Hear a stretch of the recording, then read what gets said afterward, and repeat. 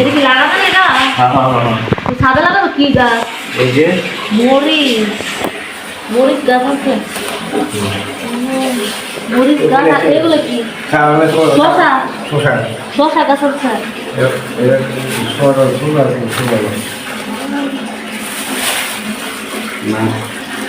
ইলিশ মাছ, আবার এই মাছ আছে, আবার পুঁটি মাছ আছে গো। এটা কি ব্রোকলি? ব্রোকলি, মিষ্টি আলু, শসা, শসা হ্যাঁ ঠিক রাখতে গেছে ছায়ার মধ্যে। আর এটা কি? শুটকি প্যাকেট। কত আইটেম শুটকি? চান্দা শুটকি, লটকা শুটকি, এর জন্য কি বললাম কেসকি শুটকি, এটা তো বলে পুরি শুটকি।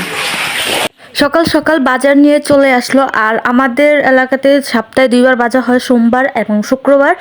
আজকে বাজার নিয়ে চলে আসছে আর মেহমান আসবে। মেহমান বলতে আমার খালামণিরা আসবে এবং শীতের মধ্যে শীতের পিঠা খাওয়া হবে। আমরাও এখনো পিঠা খাইনি। অনেকবারই বলা হয়েছে আসার জন্য, বাট আসতেছিল না। এবার ফাইনালি আসবে এবং খুবই মজা হবে। এদিকে শীতের পিঠা খাওয়ানোর জন্য মানে আর খাবো বলে বাজার থেকে নারিকেল আনা হয়েছে। এখানে খালামুনিও নারিকেল নিয়ে আসছিল আর এখানে ডাবের পানি আছে। যেহেতু প্রচুর ঠান্ডা পড়ছে এবং আমারও অনেক ঠান্ডা, এই জন্য ভাবতেছিলাম ডাবের পানি খাবো নাকি খাবো না। তারপর খেয়ে নিছি, প্রচুর মিষ্টি ছিল, নারিকেল একদম খেতে মিষ্টি ছিল। এইদিকে একের পর এক নারিকেল ভাঙা হইতেছিল আর আমি ওয়েট করতেছিলাম নারিকেল ভিতরে যে খুমাটা হয়, জানি না কে কি বলে, বাট এটা খুমাই বলি। এই জিনিসটা খাওয়ার জন্য খুবই ভালো লাগে আমার। এগুলো এখন নাকি কিনেও পাওয়া যায়, মানে নারিকেল না, নারিকেল ভিতর যে খুমাটা হয় এটা এক্সট্রা বিক্রি করে বাজারে। এতগুলো নারিকেলের মধ্যে একটার মধ্যে অল্প একটু দেখা যাচ্ছিল। তারপর আমি ভাবতেছি যে এতটুকু এটা কি খেয়ে মজা পাবো। তারপর খেয়ে নিছি, প্রচুর মিষ্টি, একদম বাবার মতো নয়, একদম গুড়ের মতো লাগতেছিল। হ্যালো, এক গাদা নারিকেল নিয়ে বসে আছি শীতের পিঠা খাওয়ার জন্য। এই তো সবগুলা ভাঙা হয়েছে এদিকে, আর এগুলো সব পোড়ানো হবে এবং এটা দিয়ে তেলের পিঠা বানানো হবে, কুলি পিঠা বানানো হবে। তা বাসায় যেহেতু মেহমান আসবে এবং আমরাও পিঠা খাবো, এই জন্য নানান রকমের পিঠা বানানো হবে এবং সবাই দেখতে পারবো। অবশ্যই তো আমি শেয়ার করব, খালামণিরা আসবে, একসাথে মজা করব। এখন সবগুলা নারিকেলই কোড়াতে হবে এবং নিচেও বাজার আনা হয়েছে এবং বাজারে কিছু কাজ আছে, ওগুলা গুছাতে হবে। 6টা নারিকেল, মোট 6টা নারিকেল ভাঙা হয়েছে। এই তো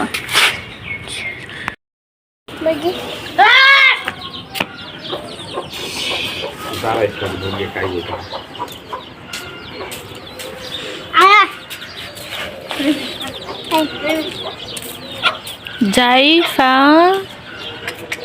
জাইফা কি খাচ্ছ বলো? পিঠা খাইতেছ? হ্যাঁ। এখানে জৈব সার মানে গোবর রাখা হয়েছে শুকানোর জন্য। তারপর আমাদের যে ড্রাগন গাছ লাগানো হয়েছে ওই গাছের মধ্যে দেওয়া হবে। জেরি আটকা রাখছে,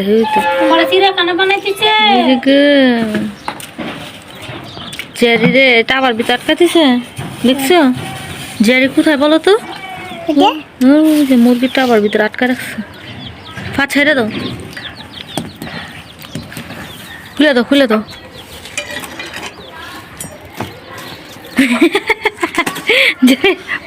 পালাইতেছ।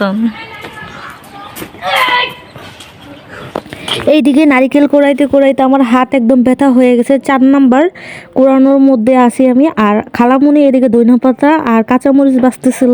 এখানে খালামুনি কাজ করতেছিল, মা মাছ ধুইতেছিল আর আমি এদিকে নারিকেল কোড়াচ্ছিলাম।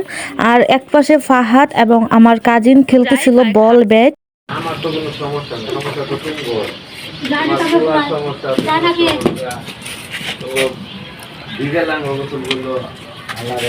জাইফ এটা কি দিয়ে খেলতেছ? এটা কি গো? তোমরা টাইম মতন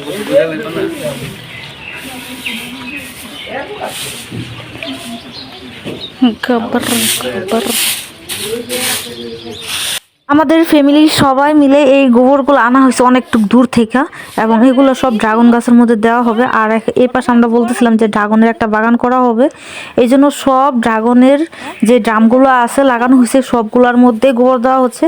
আর এই জায়গায় একটা করলার গাছ ছিল আর আম্মু এটা দেখতে পায় না, এই জন্য গোবর দিয়ে পুরোটাই ঢেকে ফেলছে। আমি আবার খুঁজে বের করে দিচ্ছিলাম। অনেকেই জানেন আমার অনেকগুলো হ্যাবিটের মধ্যে গার্ডেন করা একটা হ্যাবিট, মানে আমি একটু ফাঁকা পাইলেই গাছ লাগানো ট্রাই করা শুরু করে দিই। আর আমার এক পায়ে জুতা আছে, আর এক পায়ে জুতা টাইপ খুঁজতেছিলাম, এর মধ্যে গাছের চারা যত্ন নিচ্ছি। আর এদিকে আম্মু সবগুলা গাছের মধ্যে এই সারগুলো মানে গোবরগুলো দিচ্ছিল। এখন আম্মু গাছ লাগায়, মানে সংসারের কাজের ফাঁকে ফাঁকে এই দেখাশোনা এবং যত্ন করে থাকেন। আরো অনেক গাছ লাগানো হয়েছে, অন্য একদিন সময় করে দেখাবো।